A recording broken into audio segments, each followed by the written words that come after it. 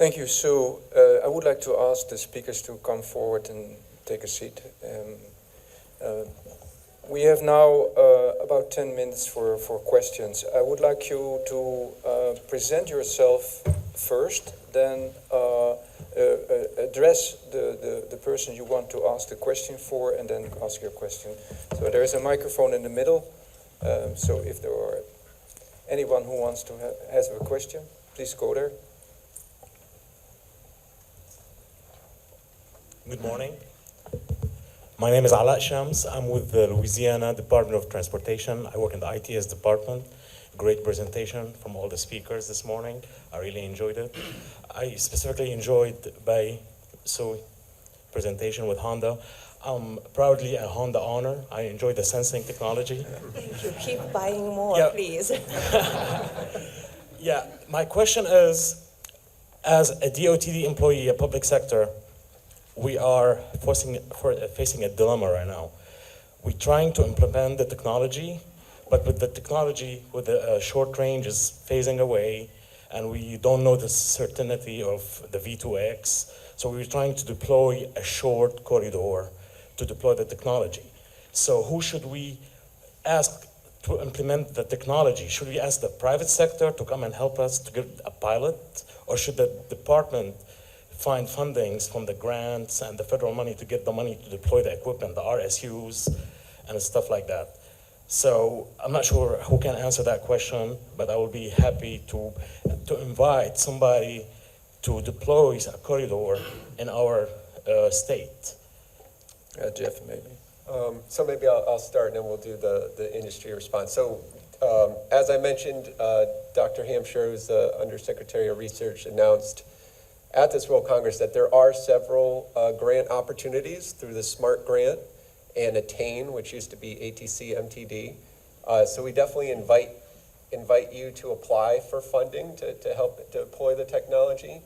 We're also at USDOT working to provide guidance, right, for how, we understand that, based on the resources you have, you might not know how to actually set up a deployment, and that's something we also want to provide guidance on. So I think from a funding and a guidance standpoint, the USDOT can offer help there, but I'm sure you can maybe discuss, or someone here can discuss from the private sector in terms of if there's avenues there that could also help you. So Honda has been very fortunate to have a large footprint in Ohio, and we have a very strong, trusted relationship with the Ohio DOT and other regional road operators in cities. And that really is the key to deploy something meaningful and sustainable. When the infrastructure and the car makers are trusting each other, you put this on, I will put that on. If this is not working, let's together try to find a solution. Of course, those deployments have a larger federal funding support as well. I would advise you find a good partner that share the same vision, not just because there are money on the table. There has to be a very balanced contribution because you all want the same thing: safety, mobility, improve people's life. Not because, I think, to me, one of the reasons some of the approaches for the past 20 years has not worked is the chicken and egg, the trust. Are you putting this in? Who's waiting for what? And as we're waiting, the technology evolved. May I add to that? Fully agree with Sue. Yeah. In Europe, when we are stating we have deployed these 20,000 kilometers, it's not that the infrastructure, that the road operator just started deployments. It is CITES, it's cooperation. We need to bring all the stakeholders you have in your specific country. You need to bring them together to discuss together a roadmap that is applicable to you, and then to agree to deploy together. One stakeholder alone will never manage CITS.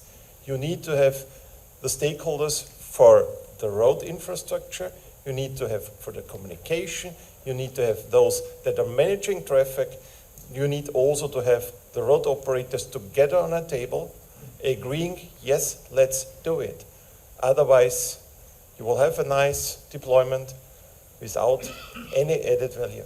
And if you want to know more about single countries in Europe, I have a nice brochure with me, so take a copy of it. Thank you. Any other person here in the table would like to add something to this question? Yeah, maybe I can also add something to this. So in Europe, of course, it's we have this model called private-public partnerships, right? And I think it's also a cornerstone of the European Commission's policies for the past, let's say, couple of years. This manifests in different projects, different corridors, different trials that are then also helping to put all the stakeholders on the table. And I think this is also an approach that can be exported. I mean, it's always good to have some public funding that helps with at least promoting or pushing also the private players to then co-invest and then adopt something. So I think this is something interesting. Okay, thank you, Alan. Any other questions from the audience? Okay, yeah, maybe one question to you all. You all put a number of questions. There are quite a few questions to answer. I think the main one, which you every time comes back, is that there is a cooperation. Also in these answers you just gave, you see this back. But yeah, how do we move really forward? Does everybody really an answer?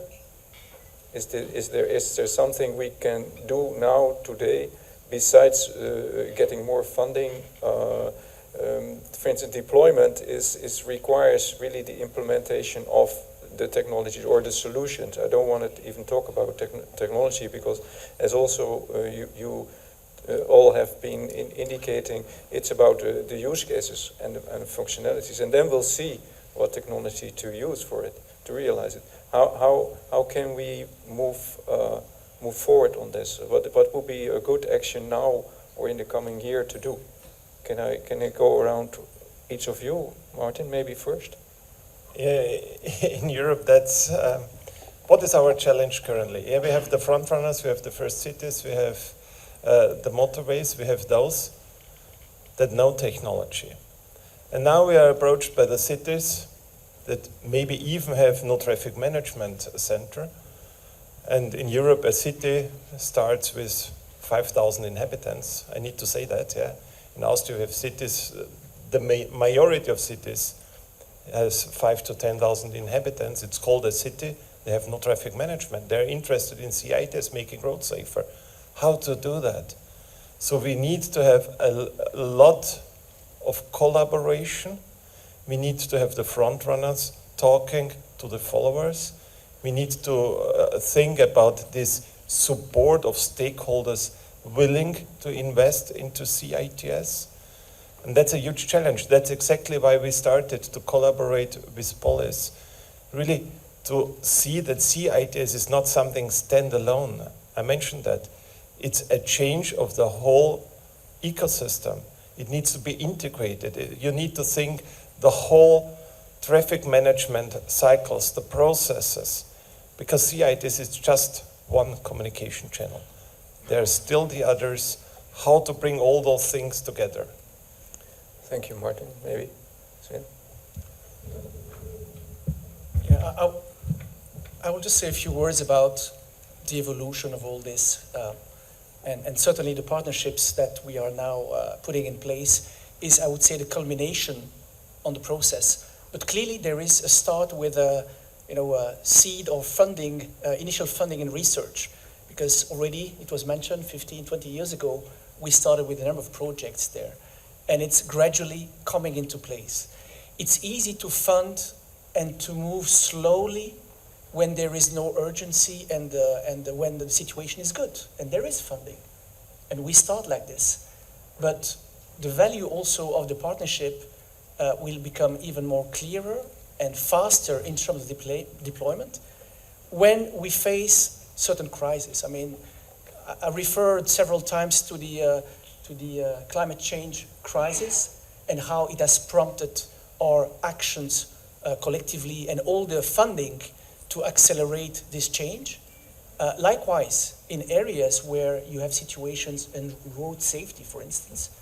But certainly if you move to ITS into cities, that's where the crisis will be, and it was mentioned earlier, the vulnerable road users. If you look at the pattern of the road fatalities and the evolution, of course it's a bit different between the US and Europe, but you see obviously an increase in the percentage of fatalities among pedestrians, among bikers. Why? Because also the mobility in the cities is evolving, is changing, because of the other reasons as well. So linking that, bringing also solutions to those specific aspects, I believe, will accelerate the collaboration and deployment of ITS in the cities as well.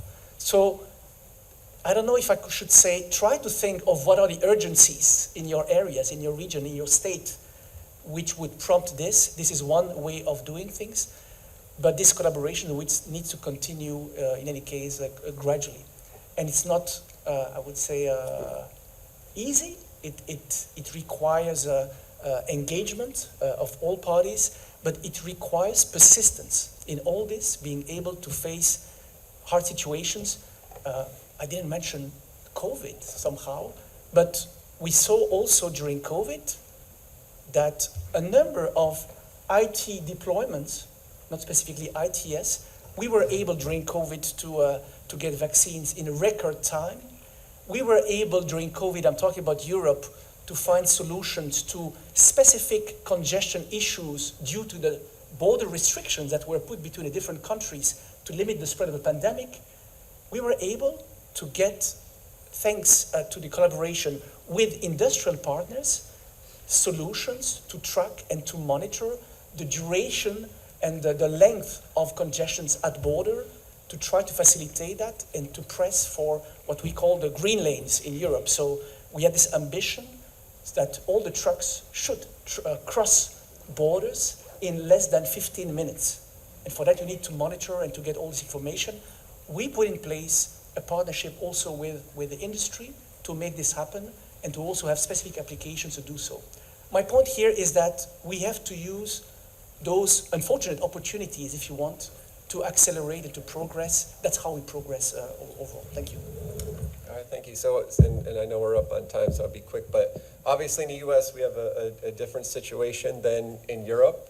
The purpose of the V2X summit at headquarters was to gather stakeholders to answer this question, right? What do we need to do for deployment?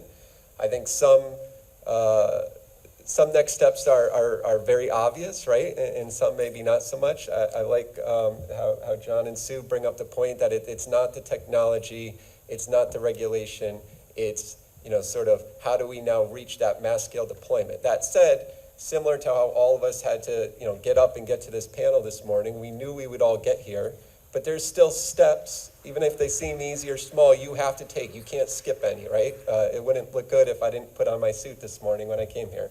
The point is there are still steps that we are following closely to make sure that when we get to deployment, right, that the proper things are in place for successful deployment, and that we're not taking, we realize the urgency, but we also realize that we need to get it right so that part of adoption is acceptance, right? So I think right now our leadership team is taking all the input we gathered from the summit to decide more concrete next steps, while in parallel, opening up new funding opportunities, continuing dialogue like we're doing here, so that we can hopefully keep moving things forward. Thank you, Joe. John, you go ahead. Thanks. I appreciate your patience to stick with us here. We're a little bit over time, but I do want to make one important point, and this may be obvious to some of you, but I want you to think about from the perspective of an automaker, the deployment decision. We're talking about putting a system in our car that we're going to tell our customer is going to make their driving experience safer and more efficient. And yet that benefit that they're going to realize is going to be a function of things that others do that are outside of our control, how much they deploy.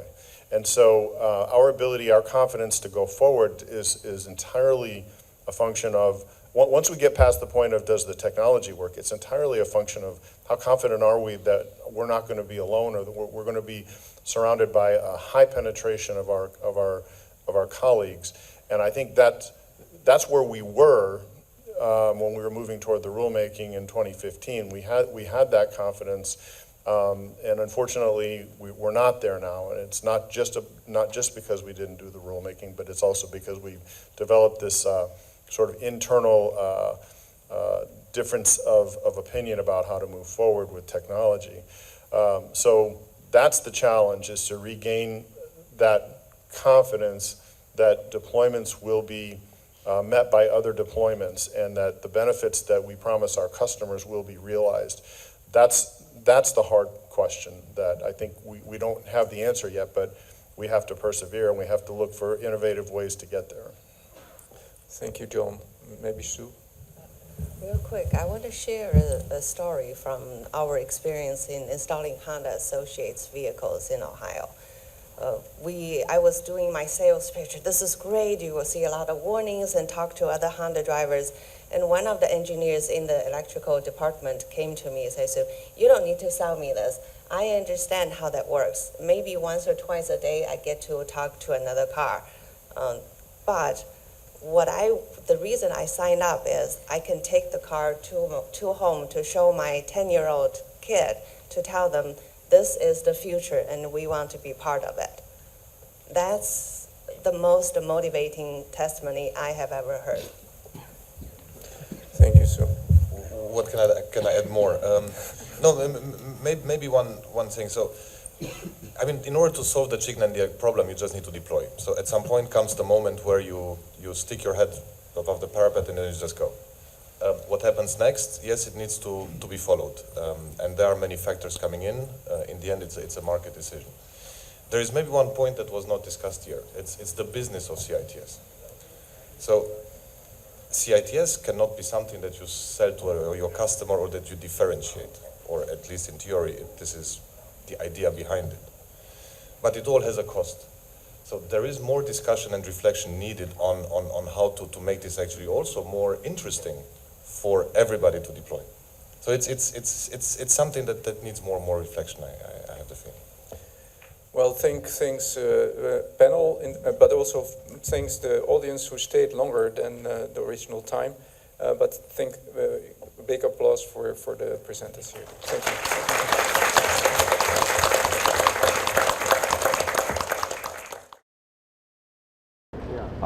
In Europe, we already have a first deployment, right? So what I see is we are to the next step. We are currently going forward to the next step, which means we have further to develop. And if you look at what is this next step, the foundation is currently being created by the European Commission. There is already the framework on which the current deployment has been built on. And now what we're getting is new use cases. So the focus today in Europe is on the new use cases, which are, one of them which is the VRU, where you may even find ITS ending up in bikes. And there is a lot of interest. There is already some investment in this area. So that's what I see coming up. The other thing is that we have to more deployment by OEMs are needed. Well, you know, the car manufacturers are global, and they have their facilities both in the US as in Europe, and also in Asia, and they will develop according to what is provided as means to realize the ITS functionalities. So we will see. What I also just said is that there is a very good framework in Europe. Also on the spectrum, we have allocated first of all 70 megahertz.